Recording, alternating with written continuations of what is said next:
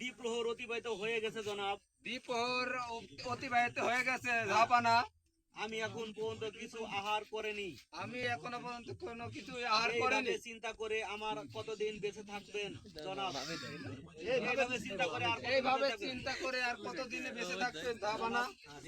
সাইফুল, চিন্তা আর চিন্তা, চিন্তাই করে কাটাতে হবে। না জীবনে এমন একটি সময় পেলাম না যে নিজের দেহের দিকে নজর দেব। জীবনে এমন একটা সময় পেলাম না যে নিজের দেহের প্রতি একটু নজর দেব। আর পুত্র আলম আমাকে ভাবিয়ে তুলেছে। আচ্ছা নুরজান আবার আসবে। আলম আমার কোথায় তোমার আলম কারাগারে বন্দী আছে। কারাগারে কেন? আলম কি অপরাধ আলম কি অপরাধ করেছে? ওই শয়তান মদ পান করেছে। ভাইরাল হয়ে যাবে। এই অপরাধে আমি কারাগারে নিক্ষেপ করেছি। নুরজান, আলমকে মুক্তি দেন জাহাপানা। মুক্তি আমি তাকে কারাগারে নিক্ষেপ করেছি। 1 মাস পরে তাকে মুক্তি দেওয়া হবে।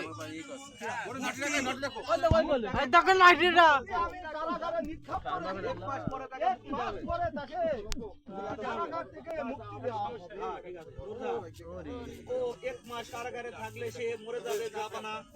1 মাস কারাগারে থাকলে মরে যাবে জাহাপানা। আর সে কারাগারে কি আহার করছে? কারাগারে কি আহার করছে?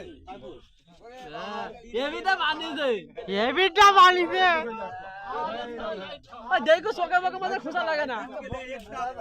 আর 1 গ্লাস পানি আর যাই বুঝাতেছো যে ওর আহার আবার কি? ও দিন গেলে একটা রুটি আর একটা পানি। হ্যাঁ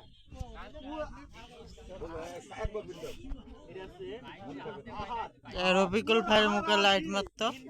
শুধু পুরা রুটি আর 1 গ্লাস পানি। আমি আপনার পায়ে ধরে বলছি আলমকে মুক্তি করুন। আমি আপনার পায়ে ধরে বলছি আলমকে মুক্ত করে দে। আমি দেখছি তো পুত্রের জন্য বড় অস্থির হয়ে পড়েছো। আমি দেখছি তো পুত্রের জন্য অনেক মুক্তিযুক্ত হয়েছো। ঠিক আছে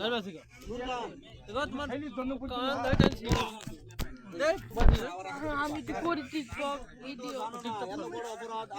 কিন্তু তুমি তো জানো না এত বড় অপরাধ যদি নিজের বিচার নিজেই যদি না করতে পারি দেশের লোক আমাকে মানবে কেন?